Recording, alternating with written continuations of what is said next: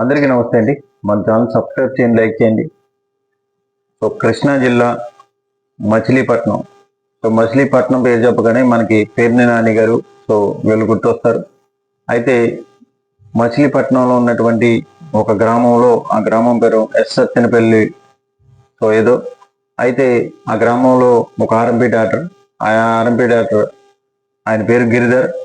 ఆయన ఎక్కడికో ఒక చోటకు వెళ్ళినప్పుడు ఒక యూట్యూబ్ ఛానల్ వాళ్ళు వచ్చి, పవన్ కళ్యాణ్ గారు మరి అధికారంలో ఉన్నారు కదా సార్, మరి ఆయన మీద మీ అభిప్రాయం ఏంటంటే, గతంలో ఆయన మాట్లాడినట్టుగా అధికారంలోకి వచ్చినప్పుడు పనులు చేయలేకపోతా ఉన్నాడని చెప్పేసి ఆర్ఎంపీ గిరిధర్ గారు కొంచెం గట్టిగానే పవన్ కళ్యాణ్ మీద విమర్శ చేయడం జరిగింది.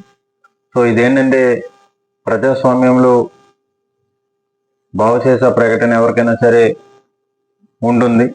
అయితే ఆయన గట్టిగా మాట్లాడడంతో ఆ వీడియో వైరల్ అయింది.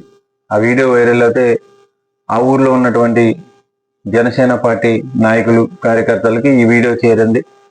చేరితే వాళ్ళు ఎలాగైనా సరే ఈ గిరిధర్ అనే వ్యక్తి మా నాయకుడి గురించి ఎలా మాట్లాడతారని చెప్పేసి రాత్రి ఆయన ఇంటికి వెళ్ళి ఆయన్ని దాదాపుగా 50-60 మంది ఒకరి తర్వాత ఒకరు కొట్టి అతని మోకాల మీద కూర్చోబెట్టి క్షమాపణలు చెప్తున్నట్టుగా, మీ వెనకాల ఎవరున్నారు, ఎవరన్నమన్నారని చెప్పేసి వాళ్ళు అడిగే ప్రశ్నలకి గిరిధర్ గారు నా వెనకాల ఎవరూ లేరు, సో నేను నా అభిప్రాయం చెప్పానని చెప్పేసి ఆయన మోకాల మీద కూర్చొని ఆయన భయపడుతూ మరి మాట్లాడుతున్నటువంటి వీడియో తీసి సోషల్ మీడియాలో జనసేన పార్టీకి సంబంధించినటువంటి అక్కడ స్థానికంగా ఉన్నటువంటి అందరు నాయకుడు, వాళ్ళ కార్యకర్తలు సో చేయడం జరిగింది.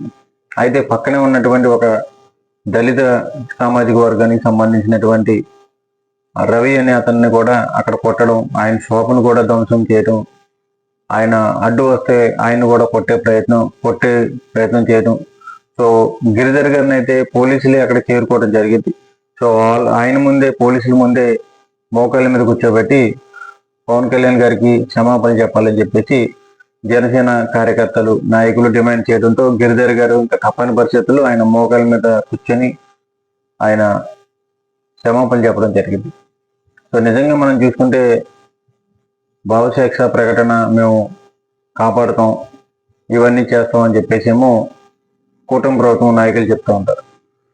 సో వాళ్ళు చేయటం లేదని చెప్పేసి గిరిధర్ గారు మాట్లాడిన దాన్ని వాళ్ళు పాజిటివ్గా తీసుకోకుండా ఆయన్ని కొట్టే ప్రయత్నం చేయటమండి. సో నిజంగా ఏంటంటే, పవన్ కళ్యాణ్ గారి గురించి మాట్లాడినా, లేకపోతే ఇంకో నాయకుడి గురించి మాట్లాడినా ఇంటికి వచ్చి కొట్టేసే అంత అధికారం వీళ్ళకి ఎక్కడి నుంచి వచ్చింది? సో ఎవరైతే గిరిధర్ గారు ఉన్నారో ఆయన రజక సామాజిక వర్గానికి చెందినటువంటి వ్యక్తి. సో ఆ ఊర్లో ఆయనది ఒకటే కుటుంబం ఉంటుందంట, ఆయన ఒకటే ఇల్లు ఉంటుందంట.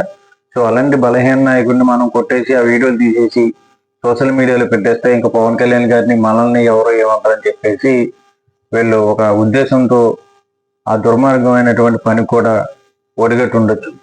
సో ఏంటంటే, ఎవరైతే బలహీనులు ఎక్కడైతే ఉంటారో వాళ్ళ మీద మనం దాడి చేస్తే వాళ్ళ వెనకాల ఎవరు రారు. సో అలా అని గట్టిగా మాట్లాడే వాళ్ళందరూ కూడా రేపొద్దున ఇదే పరిస్థితి మనకు కూడా జరుగుతుందని చెప్పేసి వాళ్ళు కూడా భయపడతారని చెప్పేసి ఒక దుర్మార్గమైనటువంటి చర్యతో మచిలీపట్నంలో ఇలాంటి జనసేన పార్టీకి సంబంధించినటువంటి కార్యకర్తలు ఇలాంటి దుర్మార్గం అయినటువంటి పని కూడిగట్టారని మనకు అర్థమవుతుంది. అయితే పేర్ని నాని గారు కూడా వెళ్ళి ఆయన్ని పరామర్శించడం, ఎస్పీ గారి దగ్గరికి వెళ్ళి కూడా ఏదైతే షాపుని ధ్వంసం చేశారో ఆయన ఇంటి వద్దకు వెళ్ళి ఎలా కొట్టారు ఇవన్నీ ఫోటోలు చూపించి ఆయన కూడా కేసు పెట్టించడం జరిగింది. అయితే ఏంటంటే, మరి ఈ విధంగా చర్యలు చేస్తూ ఉన్నారు, వాళ్ళ మీద కఠినమైనటువంటి చర్యలు తీసుకోవాలని చెప్పేసి పేర్ని నాని గారు కూడా పోలీసులకి డిమాండ్ చేయడం జరిగింది. సో నిజంగా ఏంటంటే, ఇలాంటి పనులు చేస్తే రేపొద్దున్న నిజంగా పవన్ కళ్యాణ్ గారు ముఖ్యమంత్రి ఎప్పుడైనా అవుతే ఇంకా సామాన్యుల పరిస్థితి ఏంటని చెప్పేసి